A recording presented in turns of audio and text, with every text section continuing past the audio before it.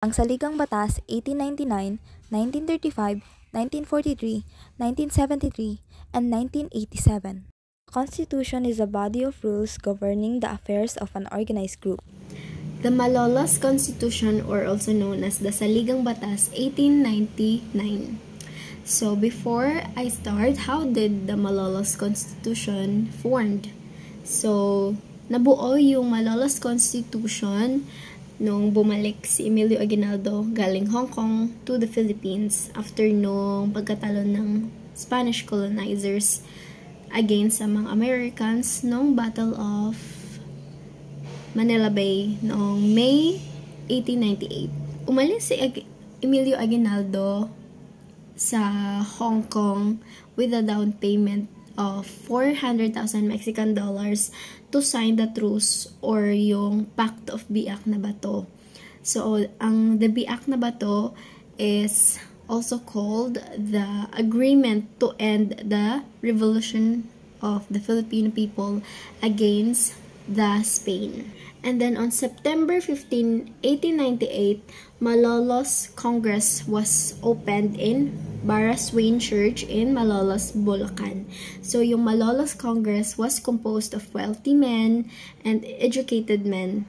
Nag-select sila ng commission to draw a draft ng constitution or to draw a draft of constitution. So the Congress was organized with Pedro A. Paterno as the president, Benito Legarda as the vice president, and Gregorio Araneta and Pablo Ocampo as the secretaries.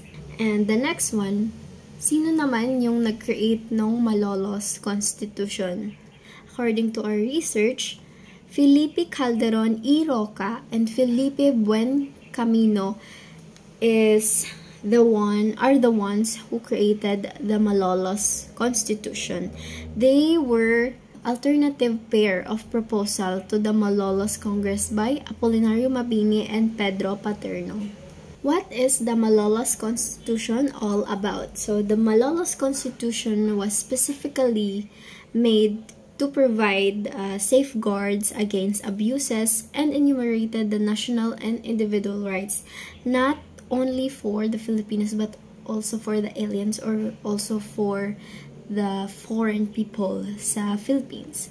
The Malolos Constitution was established the first Philippine Republic, which was the first independent republic in Asia. The Constitution was written in Spanish and was titled Constitution Politica. Malolos Constitution was the first important Filipino document ever produced by the people's representatives. Malolos Constitution has three distinct powers, namely the legislative, the executive, and the judicial. The legislative are responsible for enacting the laws of the state and appropriating the money necessary to operate the government.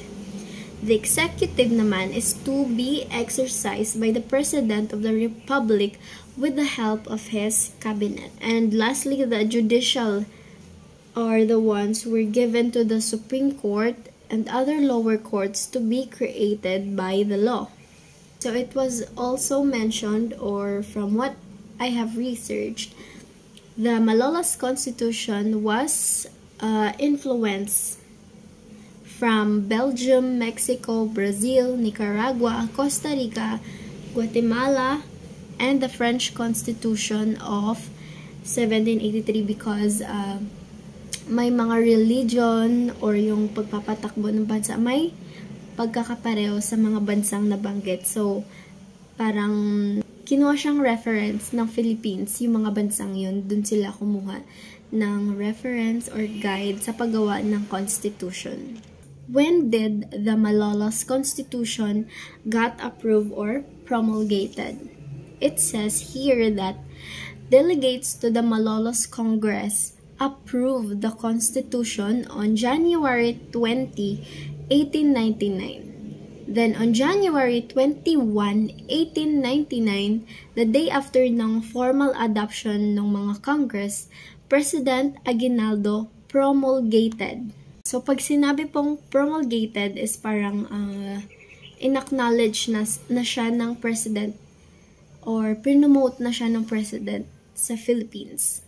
President Aguinaldo promulgated the Constitution in order that it should be kept, complied with, and executed in all its parts because it is the sovereign will of the Filipino people. Pero ang pinakatanong talaga natin, did it actually implemented or did the Malolos Constitution got actually implemented? The answer is hindi talaga based sa research ko because due to the war and the continuous occupation of the Americans, the Malolos Constitution was never actually put in force. So yung nangyari, hindi totally natalo ang Spanish against sa mga Americans because behind that, ang nangyari, ibinenta pala ng Spanish yung bansa natin sa Americans and pinalabas lang ng dalawang bansa na natalo sila ng mga Amerikano when in fact na hindi natin alam mga Filipinos na binenta na pala tayo sa ibang foreigners. So sadly, hindi daw po talaga na-implement totally yung Malolos Constitution kasi parang hindi talaga tayo free kasi hawak pa rin tayo ng mga Americans. The 1935 Constitution. Ano nga ba ito? So ito daw yung pinakaunang constitution under the Commonwealth of Philippines. Commonwealth meaning isang independent na country. Ito ay naging yugto ng transisyon mula sa pagiging colony under the Americans towards sa pagiging finally independent. Pinagpatibay naman to noong 1935 at pinamahalaan ng struktura ng gobyerno pati rin ang mga karapatang mamamayan. Bagamat may limitasyon daw to dahil sa kolonyal na relasyon ng Pilipinas sa mga Americans, pero isa daw tong malaking step towards sa finally na malayang bansa noong 1946. Ginawa yung 1935 Constitution upang magbigay ng isang maayos at makatarungang sistema ng pamahalaan sa ilalim ng Commonwealth habang pinaghahanda ng ganap na kalayaan ng Pilipinas mula sa mga Americans. Pinakita rin dito na paghahanda ng mga Pilipino sa pamamalakad ng sariling bansa natin. Pinapakita din dito na may kakayanan daw tayong Pilipino pang pamahalaan ng bansa na walang direktang control from the Americans daw. Yung 1935 Philippines Constitution ay nabuo sa pamamagitan ng isang democratic process kung saan yung mga Pilipino mismo ang gumawa ng sariling patakaran nila sa pagtakbo ng kanilang gobyerno. At nagkaroon din ng Constitutional Convention kung saan ito ay nabuo noong July 10, 1934 at pinamunuan ito ni Claro M. Recto para sa paggawa ng bagong charter. At ayun na nga, sumunod na nga yung mga referendum at pag-approve ng mga mamamayan. At sa huli ay in-approve naman ito ng pamahalang Amerikano.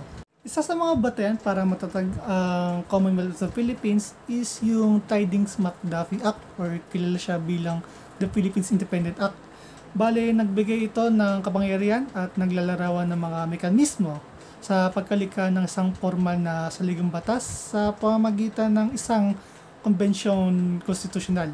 Bale, meron daw tayong 10 years na yugto yung Pilipinas kung saan magkakaroon ng isang pamahalaan na may limitadong soberanya at may pangakong maghahanda para sa ganap na kalayaan ng bansa.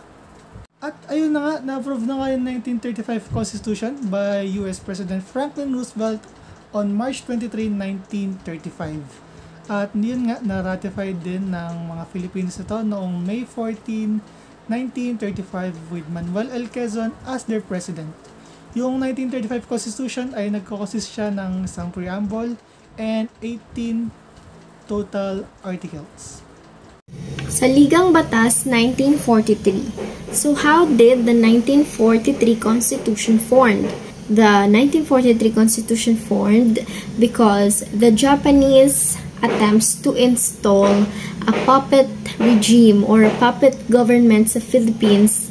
That's why it led to the ratification of the 1943 Philippine Constitution by Filipino collaborators during Japanese occupation.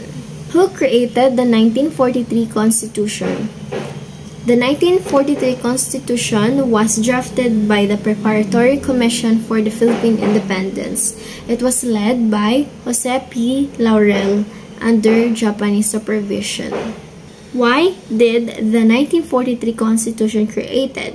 It was created for several reasons. The first one is because of the Japanese occupation. It was mentioned earlier, I mentioned it earlier, na Japanese government want to establish a puppet government to legitimize their own rule sa ating bansa. Kaya nagkaroon tayo ng 1943 Constitution kasi gustong kontrolin ng Japanese government yung Philippine government. The second reason is to legitimize Laurel's government. Number 3, align with Japanese policies. And number 4 is economic control. Number 5 is the symbol of independence. So what is the 1943 Constitution all about? The Constitution was all about the establishment of the Second Republic, authoritarian government, the legislative power. It was also all about executive power, judiciary, Bill of Rights, economic provisions, and international relations. When did the 1943 Constitution get approved or promulgated? The 1943 Constitution was approved by the Preparatory Commission for the Philippine Independence, and it was a significant departure from the 1935 Constitution and was seen as a tool to legitimize Japanese rule in the Philippines. The effect was supposedly on October 14th, 1943. And the remaining in effect will be until August 17, 1945. Did the 1943 Constitution actually implemented? According to our research, the 1943 Constitution was officially implemented, but its implementation was limited and nominal due to various reasons. These are because of the ongoing Japanese occupation, lack of legitimacy, resistance and guerrilla movements, limited territorial control, and the short-lived of the Constitution. In addition to that, the 1943 Constitution was ultimately unsuccessful din daw because of these reasons: Japan's defeat in World War II, Philippines' liberation by Allied forces, restoration of the 1935 Constitution. On August 17, 1945, the 1935 Constitution was reinstated, marking the end of the 1943 Constitution's implementation. The overview of the Philippine Constitution 1973. With its preamble and 17 articles, the 1973 Philippine Constitution lays out the transition from a presidential to a parliamentary form of government. Shortly after President Ferdinand E. Marcos officially proclaimed martial law throughout the Philippines on September 21, 1972 with Proclamation Number 1081, the 1973 Philippine Constitution draft was officially approved by the Constitutional Convention and sent to the Citizen Assembly for ratification on November 13, 1972. On January 17, 1973, President Marcos issued Proclamation Number 1102 declaring that the 1973 Constitution was now operative following ratification by the overwhelming majority of the general public. On June 1, 1971, the Constitutional Convention took place at the Manila Hotel. Its objective was to draft a new constitution that would tackle the fresh issues the Philippine Republic had encountered since its founding in 1946. The convention took place in the second term of President Marcos as student protests and rallies get more intense. The first quarter, storms, disturbance of peace and order worsens. The biggest scandal started when a delegate, Edgardo Quintero, accused Marcos of buying off delegates to support a bill that would modify the structure of government and prolong the presidential term. On September 21, 1972, idineklara ni President Marcos ang martial law, sa Tagalog ay batas militar sa buong Pilipinas. Despite being completed and drafted on November 30, 1972, the convention went ahead. In order to decide whether to accept or reject the new constitution, the document was presented to the assemblies of citizens. The constitution was ratified by Citizens' Assembly during January 10 to 15, 1973. On January 17, 1973, President Marcos signed the Proclamation 1102 declaring the ratification of the 1973 Constitution. Legislative power was vested in Batasang Pambansa. Here are the important features of the 1973 Constitution. Number 1 is content of the Constitution. Number 2, establish a Prime Minister and President. Number 3, legislative powers.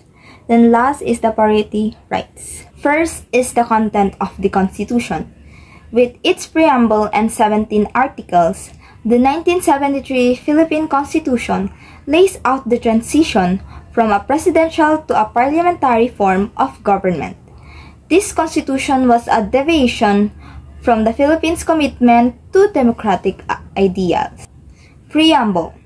We, the sovereign Filipino people, imploring the aid of divine providence in order to establish a government that shall embody our ideals, promote the general welfare, conserve and develop the patrimony of our nation, and secure to ourselves and our posterity the blessings of democracy under a regime of justice, peace, liberty, and equality, do ordain and promulgate this Constitution. Articles of 1973 Constitution.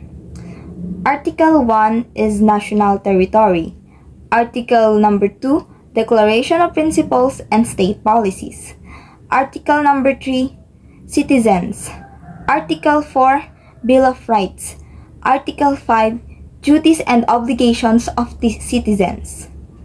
Article 6, Suffrage. Article 7, the President and Vice President.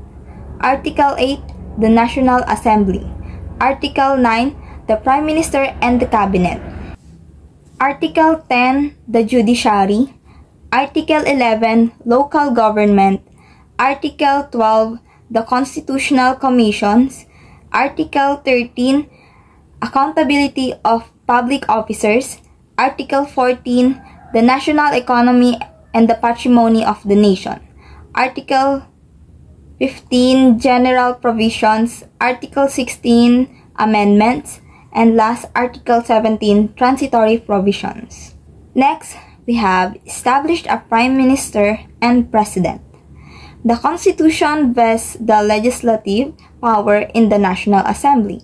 A Prime Minister is elected from among the members of the National Assembly and serves as the head of the government and Commander-in-Chief of the Philippine Armed Forces. A President is elected from among the members of the National Assembly and serves as the symbolic head of state with a 6-year term. All justices of the Supreme Court and judges of the lower courts are appointed by the Prime Minister. Third is the legislative power. It is vested in the Congress, which is divided into two houses, the Senate and the House of Representatives. In 1973 Constitution, Legislative power was given to the president in enacting laws or composing to avoid appraisal of new people's army. Also, the justices of the court were appointed by the president alone without consent, approval, or recommendation of anybody or officials. Lastly is the parity rights. According to Gabriel John D. Ricard's study, Manuel Rojas believed that the Philippines needed support from the Americans to be able to restore its company. That's why the Liberal Party under Manuel Rojas rewarded the grant of party rights. Therefore, President Marcos terminated the party rights between Americans and Filipinos. Who created the 1973 Constitution? It was the 1971 Constitutional Convention composed of 320 delegates elected from all around the country that drafted the 1973 Constitution. And that's all for the 1973 Constitution. Thank you for listening. Ito na the last constitution and yung latest na ginagamit ng Pilipinas to this day, ang 1987 Philippines Constitution. Pero ano nga ba ang constitution na to? Well, after nung people power nung February 1986 ay finally naitakwil na bilang presidente si Ferdinand Marcos and na-appoint bilang bagong presidente si Corazon Aquino. And nung nag-start na yung term ni President Corazon Aquino ay meron siyang tatlong choices. Either i-retain ang 1935 Philippines Constitution, i-reform and retain ang 1973 Constitution, or gagawa siya ng bagong Constitution.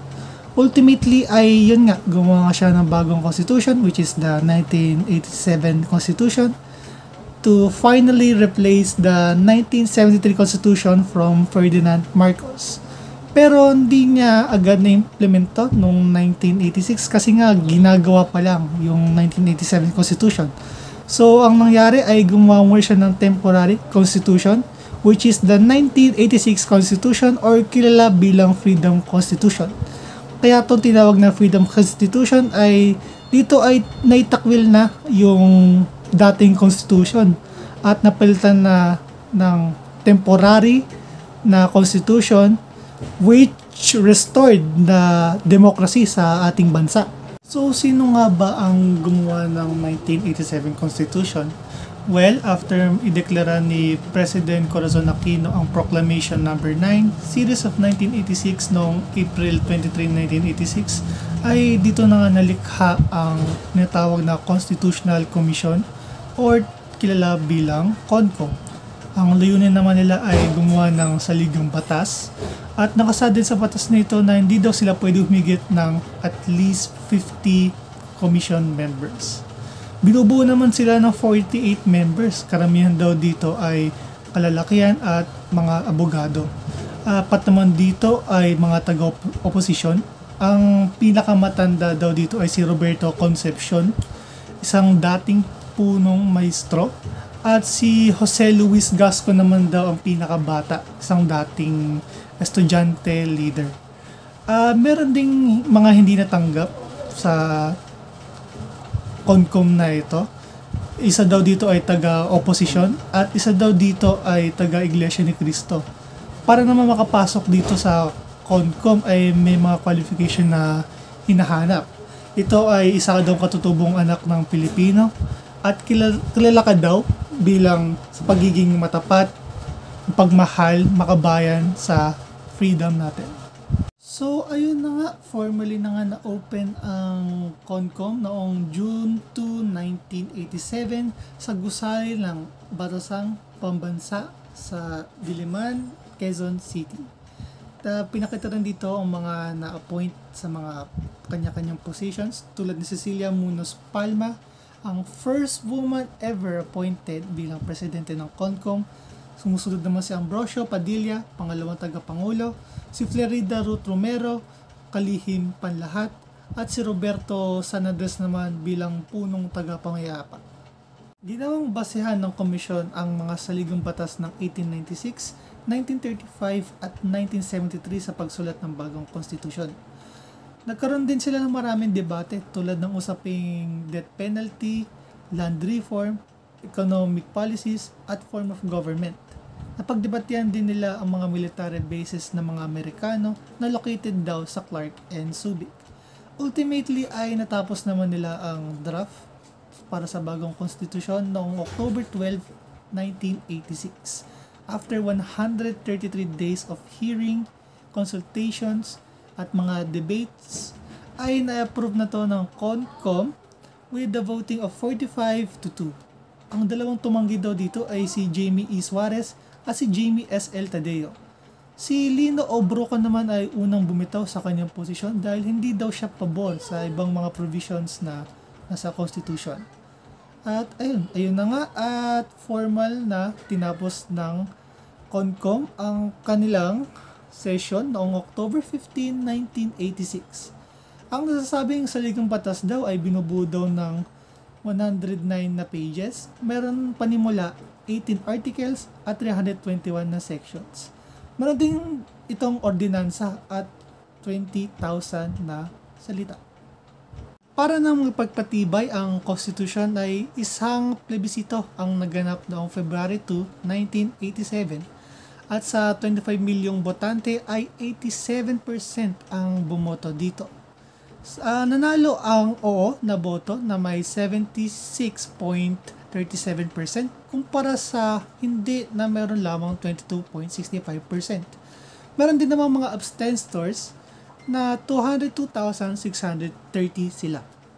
Inanunsyo naman ni President Corazon Aquino ang resulta noong February 11, 1987 through Proclamation number 58. Doon inanunsyo ang naging resulta ng plebisito at tuluyan na na-proclaim and ratify ang 1987 Constitution. It also took effect the same day, which is February 11, 1987. So ano nga ba meron sa 1987 Constitution? Ito daw ay binubuo ng tatlong separate na independent government. Isa dito ay tinatawag na executive. Tinutukoy dito na ang Pangulo ng Pilipinas daw ay siyang pinakamataas na pinuno ng Estado at ng pamahalaan. Siya daw ay ang namumuno sa pagpapatupad ng mga batas at ang may karapatan sa mga ahensya ng gobyerno at sa mga ugnayang panlabas. Ang pangalawa naman ay ang legislatibo, kung saan binubuo ito ng dalawang kapulungan, ang Senado at ang kapulungan ng mga kinatawanan. Ang Senado ay binubuo na 24 na miyembro, samantala naman yung kapulungan ng kinatawanan ay binubuo siya ng mga miyembro na nanggagaling sa iba't ibang districts at sectors ng bansa. Ang huli ay ang hudikatura. Tungkulin naman nito ay magbigay ng tamang interpretasyon sa batas na ginagawa sa Pilipinas at kabilang na rin dito yung ating Constitution. Ang Korte Suprema naman ang pinakamataas na korte sa ating bansa. Mayroon ding tatlong separate constitutional commission sa 1987 Constitution. Isa dito ay ang Commission on Audit, kung saan layunin nila ay i-make sure na ang pondo natin, pondo ng bayan ay ginagamit sa tama para sa kapakanan nating lahat at i-make sure na mapanatili ang transparency at panagutan ng pamahalaan kung sakaling hindi nila magamit sa tama ang ating pondo. Ang pinakatungkulin din nila ay i-imbestiga at i-make sure na yung mga transaksyon at aktibidad ng gobyerno ay umaayon sa batas at regulasyon ng ating bansa. Ang pangalawa naman ay ang Civil Service Commission, kung saan layunin naman nito ay tiyakin na epektibo, makatarungan at maayos ang pamamahala ng mga empleyado ng gobyerno. Pati na rin sa pagpapabuti ng kalidad ng serbisyong pampubliko. Ang huli naman ay ang Commission on Election o kilala natin bilang COMELEC. Ang layunin nila dito ay tiyakin na mga halalan sa Pilipinas ay sinasagawa ng tapat, makatarungan at alinsunod sa batas. Sa pamamagitan ng tamang pamamahala ng proseso ng eleksyon, ay makakatulong ang COMELEC upang mas mapalakas pa yung democracy sa ating bansa at ma-make sure na yung susunod na magiging presidente ng Pilipinas ay batay sa tunay na binoto natin, yung tunay na nararamdaman natin. Isa pa nga ang 1987 Philippines Constitution daw ang pinakamahabang saligang batas sa lahat ng naging saligang batas natin dito sa Pilipinas. Dahil ito sa pagsasama ng iba't ibang provision tulad ng impeachment at presidential succession, pagkakaroon ng party list representatives, pagbabawal sa hindi makatarungan at makataong pagpaparusa sa mga bilanggo, pagsususpinde ng karapatang habeas corpus kung saan may kalayaan ng isang tao sa hindi makatarungan na pagkulong sa kanya. At meron din dito yung about sa pag-declare ng martial law at ang pagtatag ng karapatang pantao at ARMM. And ito naman ang contents ng the 1987 Constitution. Nilalaman dito ay isang preamble and a total of 18 articles. Ang unang article is about the national territory. The second is Declaration of Principles and State Policies. Number 3 is Bill of Rights. 4. Citizenship. 5th, Suffrage. Article 6, Legislative Department. Article 7, Executive Department. Article 8, Judicial Department. Article 9, Constitutional Commissions. And Article 10, Local Government. Pagdating naman sa Article 11 ay meron accountability of public officers. Ang 12 ay National Economy and Patrimony. 13, Social Justice and Human Rights. 14, Education, Science and Technology, Arts, Culture, and Sports. 15 is about the family. 16, General Provisions. 17, Amendments or Revisions. At ang pinakahuli ay ang Transitory Provisions.